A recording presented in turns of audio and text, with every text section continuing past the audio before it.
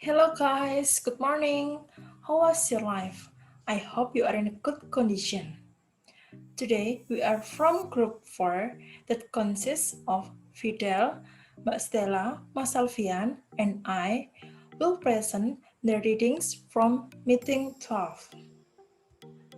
In this occasion, Fidel and I will explain our first reading entitled Becoming a Language Teacher, Tracing the Mediation and Internalization Processes of Pre-Service Teachers. And for Mbak Stella and Mas Alvian, we'll explain about the second reading. In the first reading, we will discuss the introduction, mediation process, internalization process, and then the last but not least is conclusion. Let's get started.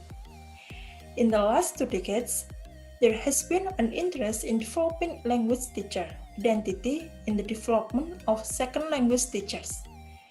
In order to understand language teaching and language learning, it is very important to understand teachers in the socio-cultural and socio-political dimension of learning. The Western language teaching perspective states that English as a foreign language, or EFL teachers, need to develop proficiency in the target language, content knowledge, teaching skills, contextual knowledge, learner-focused teaching, pedagogical reasoning skills, membership in communities of practice, and professionalism.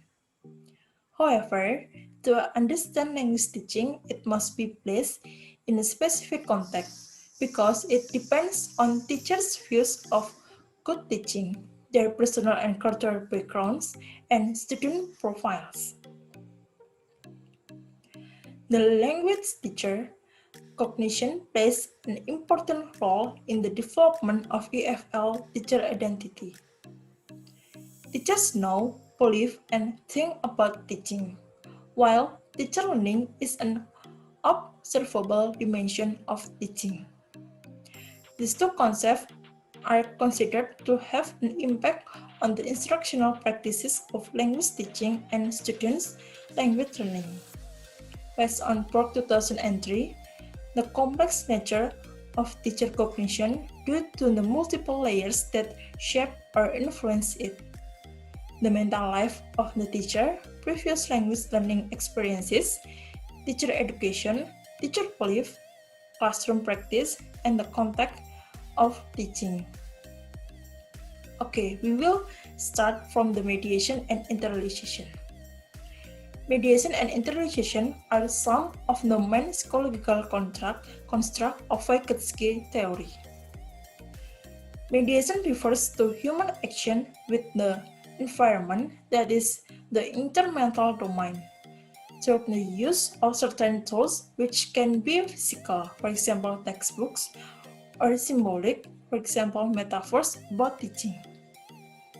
In second language teacher education, the type and quality of mediation received by language teacher plays an important role in understanding and enhancing the development of teaching skills. While internalization is a developmental process where learning is internalized and shifts from the internal to the intramental front. Making explicit the types of mediation and symbols that help EFL teachers develop is critical to understanding how EFL teachers shape their conceptualization about language learning and language teaching, and in turn, how those conceptualizations affect their learning practice and student outcomes. In this chapter, the author will develop of their identities in more detail. Next, we will continue into the second part of my presentation. It is about the mediation process. In this part, we will learn from the background of Emma and Anna as respondents, and then mediation process and the example, teacher identity development through asking questions, the teacher identity development through modeling, and then the last but not least is teacher identity development through using examples from teaching practice. The background of Emma and Anna. Emma and Anna are both pre-service EFL teachers. They has attended an intensive teacher training course for 1 month and post-teaching training for 1.5 years. In addition, they have completed the Certificate of English Language Teaching to Adults CELTA course to complete their EFL teaching qualification. The main point is that they have native English speakers who are interested in pursuing a career teaching abroad. But in the other side, Anna has experience teaching EFL in Korea, whereas Emma doesn't. Then, they are both involved in different mediation processes. Then, they can ask questions that emerge as concerted mediation tools and can influence change, and their base conceptualization of language learning and teaching. They can also confirm what they previously know and then develop knowledge, content, teaching skills, and pedagogical reasoning skills. The example given by the author is the experience of Emma. It raises modeling in the mediation processes. Mediation can also function both as a tool used by the teacher as a model and a sign aimed to provide and improve oneself as a teacher. And it can be manifest through itself using examples from teaching practice. Teacher identity development through asking questions. The first one is about Emma. Emma's development and contribution in becoming a more confident language teacher can be influenced by the question Emma asks different people. She can make questions for the teacher then given by her friends and students. An important role in the process of asking questions of experienced people can be a mediating tool that is played in the development of the identity of language teachers. She feels confident that because of her recognition as a member of the community, that Emma can continue to do the questioning process and contribute to the development of her current identity. For the second one is Anna. Anna can ask questions that are addressed to her teacher, but Anna's way of asking questions is different from Emma's. Anna tries to construct some of the previous insight gained through teaching experiences and develop new ways of thinking about effective language classroom practice. Then, Anna often asks for confirmation and clarification from the tutor and provides answer to the tutor's orders by engaging in social activities and dialogue with the tutor and peers. In addition, she demonstrated that she had adapted to the practice promoted in the course. The type of interaction described by Anna is consistent with a sociocultural perspective on teacher learning as the actual practice of participating teachers. Teacher identity development through modeling. Emma is not a teacher, but she has her own kind of modeling as her own practice is similar to teacher-educator modeling practice.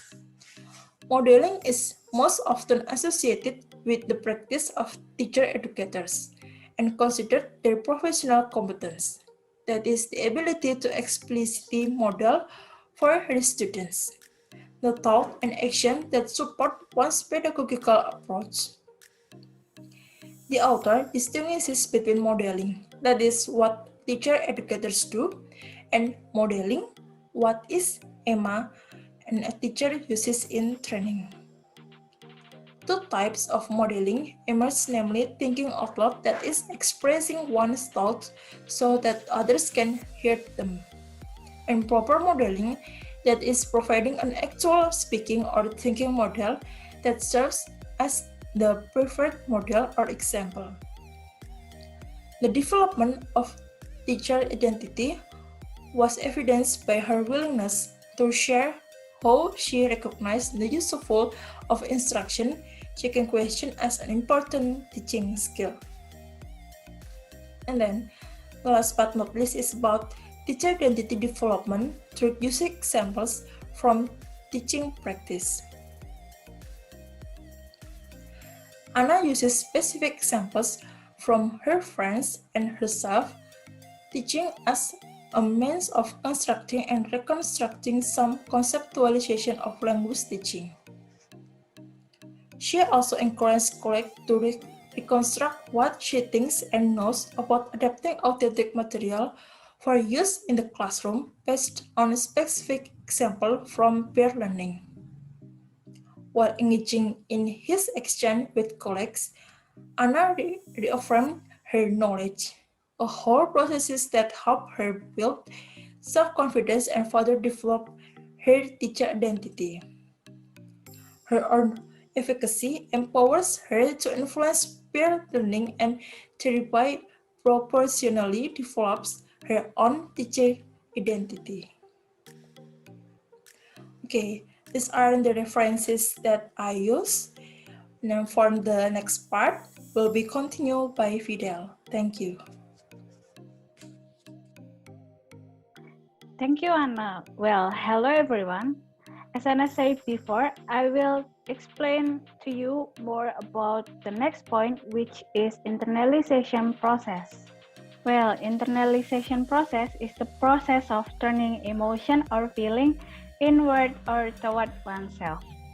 Vygotsky in 1978 argued that internalization process refers to the process of appropriating the symbol, as Anna said before in the modeling process, as the part of their cognitive domain and as the point when their learning to teach is internalized.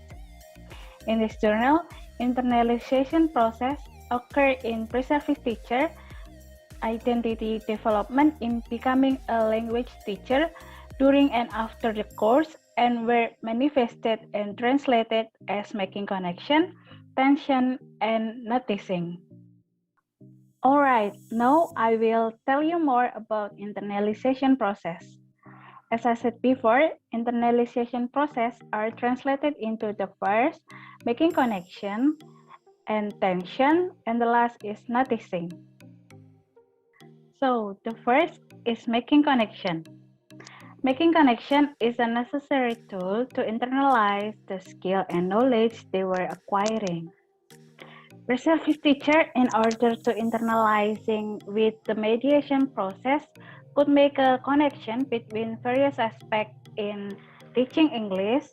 For example, making connection between lesson aims and students' performance, and then connecting cause and effects of learning, and making connection between our own experience in teaching with other teacher, could be senior or novice teacher in school as Emma experience in teaching.